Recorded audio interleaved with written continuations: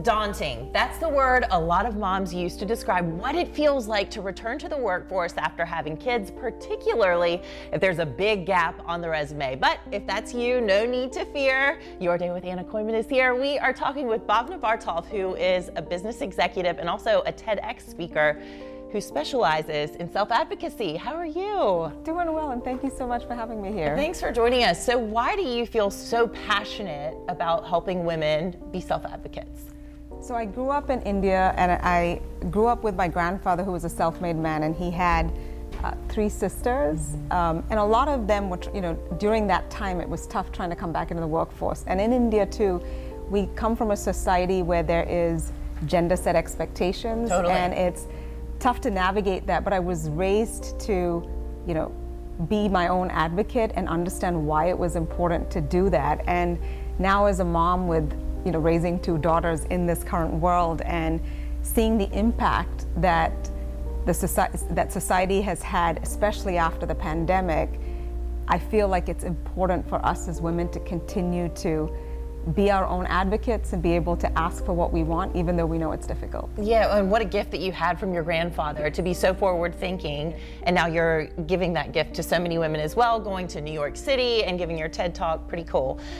So tip number 1 you have for women who have got a gap on the resume, right, trying to re-enter the workforce, what do we need to know? I think it starts with believing in yourself. You can't be what you can't see.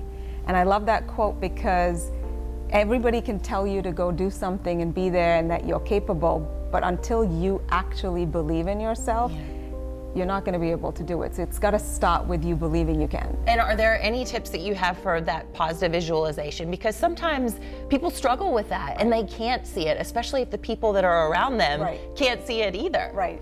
I'd say it's funny, like as moms, we're really good at inspiring our children to believe in themselves. We, from that, taking that first step to helping them ride a bike to giving them that confidence to walk into that school and start kindergarten. Yeah. I think we've got to take those same tips and flip it on ourselves. And I know it's easier said than done, but I think it starts with, it doesn't matter whether you want to tell someone out loud what you want to be or be able to do, but you've got to have that aspiration in your mind, and it's okay. And I think it's that giving yourself that grace and power that you truly can do what you want. And if it's something that you've got to be able to tell yourself, even if it's in private, that's okay. I think start there and give yourself that confidence. Write it down on a piece of paper, put it on your mirror, put it by the refrigerator or by the door on your way out where you're going to grab your keys or something. That's right. You say that we also really need to know our story. We've got to figure out how to tell our story, why we have been out of the workforce, and spin it in a positive way. How much have we learned? We need to know about what our kids have taught us. That's right. The organizational skills, I guess, and what else? How do we spin that story? I think being comfortable about telling your story requires you to be comfortable in sharing both the good and the bad. And a lot of times we try to make it, we feel like our story isn't worth telling because we don't see the highlights in our story. We don't see some of the, the failures or the impacts that we may have had on how it actually made us stronger. And the more we get comfortable in recognizing that journey we were on, the break included, becoming a parent, and how we dealt with parenthood, which is different for every single person, is in itself what makes us really unique and what's making us stronger. And so I always tell folks that when you share your story and when you chose to take a break, taking a break, especially when you have a career and making that sacrifice to be there for someone else and not yourself is actually a very powerful thing in leadership. It really unzips your soul. Becoming a mom. It's not just a baby that's born, right? A mother is born as well. This journey into matrescence is so beautiful. So we have to learn to spin that and really see that ourselves. And a lot of times in today's world, especially around leadership, we talk a lot about empathetic leadership. We talk about vulnerability. We talk about servant leadership. And as a mother, you do that all the time. And so learning how to be able to tell that story and be proud that you made that choice and that choice was the best thing for you and your family at that time, and it's made you stronger, made you a better employee, made you a better leader and a businesswoman, whatever that is in your world, you need to be able to be comfortable in saying that. And even if someone has been a stay-at-home mom for 6 years, 8 years, 10 years, more often than not, I've found with my girlfriends, you're doing more than just being in the house and looking after the home and the children. So do we need to write these things down as we go along the years? Do we rack our brain and try to just remember what we've done, the consulting and freelance little odd jobs that we may have done? I think sometimes it's okay to be able to, even if you haven't done it over a period of time, if you're doing it right now, take that time to just self-reflect. Okay. But look at it as, what are the big things you did? Whether it was being a part of the PTA, volunteering at school, and like you said, a lot of moms I know have done things where they're selling stuff on Etsy. They've run, if you're a part of a Girl Scouts troop and you've been running it, you've taught kids about leadership, you've organized things, and a lot of these skills are transferable into the workforce. So look at the things that you're most proud of, but take the time, to your point, in writing down the things that you can remember that challenged you to do things or utilize the skills that you know you're really good at doing. Now, your tip number 3 on this success path to getting back into the workforce and feeling confident through all of this is really about knowing your choices. So how do we know what our options even are if we've been out for a while? So I'd say a couple of things. I think it's okay to go back and not feel like you have to do the exact same job you did in the past. I think it's focused on taking the time to understand what was your strengths and what did those experiences entail. Because I tell folks the jobs we all had in the past are not the jobs we do today. In most of my career, every job I've taken on never existed prior to me taking it on. So you're preparing based on core capabilities and skills. And I think that's a great place to be in this current market based on what we were all used to, because we were used to having specific titles and specific jobs, but they keep changing. And so one, I think take the time to explore and understand what do half of these jobs even mean in today's world, right? And so understand what skills are they looking for. I think the next thing is also knowing what do they pay in today's market. What you made, 8 years ago, 7 years, even 5 years ago isn't the same today. And you can go to websites like Glassdoor and start looking up people with your skill sets and with the number of years of experience you had. Don't exclude your experience as a parent, because there are skills you developed through parenthood.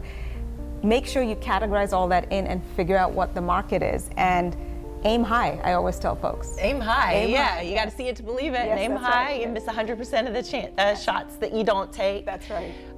So how do we make sure that we are bold and courageous and clear on this journey? So if we get a job interview and we are ready to tell our story, we know our chances, we know what we want, how do we come across in a positive way and not a bossy way or a pushy way? So the one thing I tell everybody is, every time we're always scared to do that, to be bold and just say what we want to say. But I want to tell everybody this: everyone is scared. Courage, literally doesn't exist without fear. And that's what, as long as you know you're not in it alone, you're not the only one feeling worried about going there and really making that bold ask, you'll be okay. So every person, people show it differently, but inside everyone is worried when they go through that process. And I guess when you are a mom, if being a mom is still a big priority along with your career, if you go in and just say, hey, I'm open to anything. I'm open to anything, I'll do anything. Well, are you willing to travel to Texas and California? Are you willing to work nights and holidays and weekends? Maybe you are, but maybe you're not. That's right. And so I think you've just got to be okay with it. And then the clear piece is really important, like you said, right? We don't want to go in there and be kind of wishy-washy. You want to be able, what is important to you, like that's part of your preparation and knowing your choices, is the things that are non-negotiable should be non-negotiable. Don't let anyone make you feel like it needs to change. And then the other piece when you're being clear is you don't have to explain yourself. As a woman, we feel like if I said I want a raise, or if I feel like I'm going to ask for a certain amount of money, I feel like I have to justify all the research I did. The reality is you don't. You've got to learn to be comfortable with people being quiet and processing what you said and just sitting in that moment. And so that's what I mean by being bold and courageous and clear, is you've got to put yourself out there, but you've also got to be clear enough And that's it. And you don't have to over-explain it. I have to say, watching your TEDx talk, that was the thing that you said that stuck with me the most, was get comfortable with the silence, and get comfortable with the quiet. After you say what you say, let it linger. That's right. And be proud and confident in that. Okay, finally, tip number 5 on this success path is to make sure that we really have a tribe around us that is going to be supportive and make us feel good. Right. How do we find that? So I think a lot, as women, I think we naturally like finding our people. Like women like having, you know, whether it's the best friend or even if it's your family, it could be your spouse, you know, it could be, you know, your sister, your aunt. All of us have those people in our lives as women that make us feel really good about who we are, and they bring out the best version of who we are. Those people are really important in times like this, because when you ask for what you want, it's not gonna, the right thing will always come to life, and it may not be at that first time you do it. And I always tell folks that's part of the experience, right? Going through the process. And so when you're in those times when you're doubting yourself or things haven't gone the way you've wanted to, you really want those people rooting for you and continuing to push you. And so I always tell folks, like, those people matter, and it's important to have them. But you've got to remember, as women, if you find your tribe, those have to be women that root for you regardless. And so I always tell women, like, it's about women empowering other women. It's not women competing with other women. That makes a very big difference as you figure out who your tribe is. Collaboration over competition. That's correct. Finding women who aren't secretly going, she didn't get what she wanted. Exactly. Because sometimes that could be human nature too. Correct, yes. And it's rare that you really find a true girlfriend who does that. That's right. So amazing. Finally, as we go, it can be really daunting. Yes. Like we said at the very start of this interview, so many stairs. Correct. So what is it? Just one foot in front of the other, one step at a time? Exactly. That's the thing I tell folks. I said, you know, I do this a lot when we have those moments in life when you feel like you're drowning, but as women, we keep that head above water. We know how to do it, and I always hear Dory's voice in the back of my head, like, just keep swimming, right? And that's the whole thing, is you just have to keep taking that one step at a time. Don't look at the big picture. Don't look at how daunting it is.